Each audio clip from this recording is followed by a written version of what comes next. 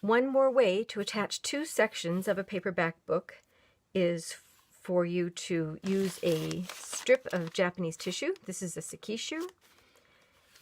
Attach it with glue or paste to one side of the text block that is, broken. And then you would glue or paste, depending on how archival you want the attachment to be.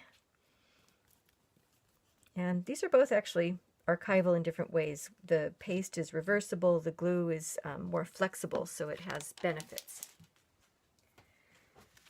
And then you can line it up from the back, going to the corners. You'd want to get some wax paper in between so that it doesn't glue anything else by accident. So lining up can be a little tricky.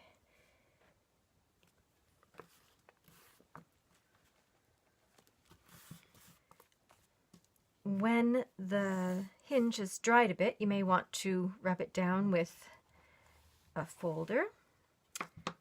Just make sure it's dry. You can use a hairdryer, whatever it takes to make sure it's dry before you shut it, because otherwise if that's wet and gluey, it'll stick to each other and not help out. So I'm going to put the wax paper back in.